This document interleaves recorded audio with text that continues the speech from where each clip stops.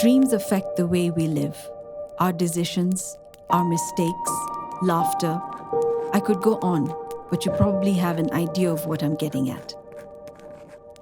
Do you remember when I told you I want us to build a house of our own in Kenya?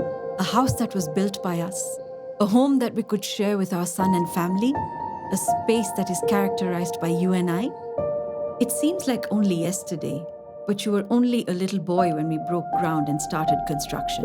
I remember ours was the only property in the area at the time. Now we have so many neighbors. It wasn't the safest of places to build at the time, yet you decided to take time off work and build our home together. You remember it was then that you got the job offer and you had to leave Kenya? I remember being scared, wondering how and when we were going to complete our home, considering opportunities like the one you just got are few and far between. You looked at me and said that we mustn't stop. You will continue with this home and see it through to completion. You know, my first thought at the time was, has this man finally lost it? I don't know anything about construction, design. How am I supposed to get this done? Let's not forget the security situation of this place and the fact that I'm most probably going to be the only woman on the site constantly. Yes, he has definitely lost it. In hindsight, maybe I overreacted. Your dad's reaction to my very confused expression at the time to this day keeps me going with his most serious but charming look. You are absolutely beautiful. I mean that in every sense of the word. You're intelligent, creative, strong, warm-hearted, and an amazing soul in entirety. He looked me straight in the eyes and said, I'm leaving this with you because I am certain you can do it. I decided at that very moment to dedicate myself to our home. I love open spaces. I don't like feeling cramped, hence the big windows, high ceilings, and doorless doorways. In a way, your dad showed me I could fly, and boy did I fly. A home can be a whole lot of things that are just wonderful and important to good health. It could be a place of freedom and escape. It could be a place of peace. Most important, a place where love should be in infinite supply, and that's what I wanted our home to be to us and anyone who lived in it. It took 2 years to build, but it was finally complete. Remember your reaction when you saw it? It brought me close to tears. Then came the time to work on the interior, personalize it, and make it us. You know how much I like my antiques. I know a lot of times it cost us a lot to import some of the furniture that I wanted or I saw in different parts of the world we traveled to. I cannot begin to explain to you how much I appreciate you and love you.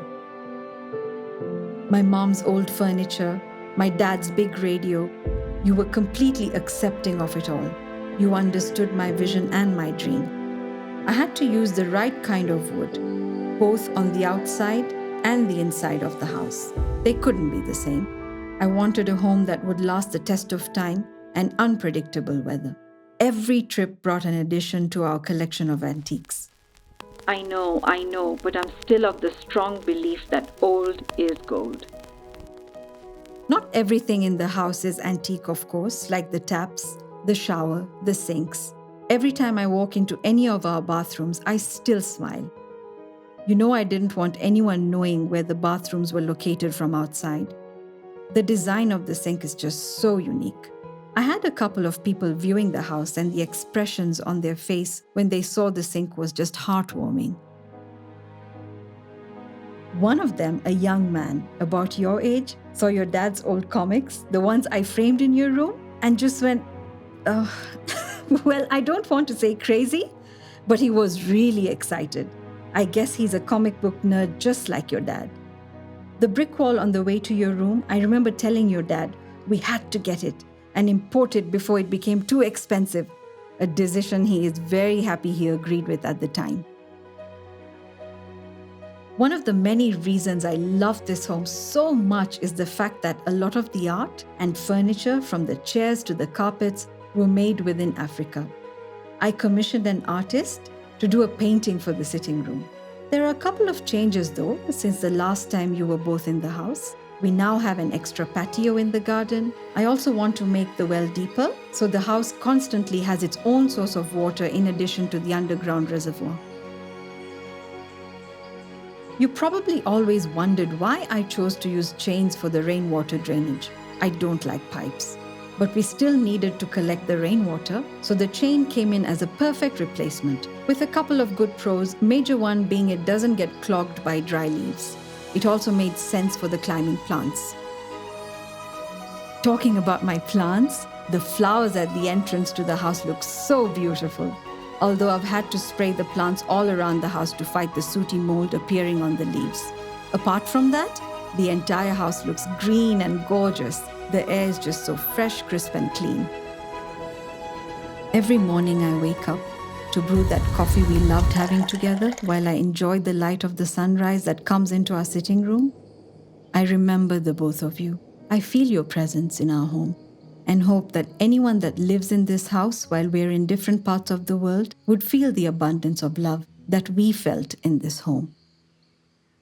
I cannot wait to see the two of you again, because when it comes down to it, you're my home and I love you.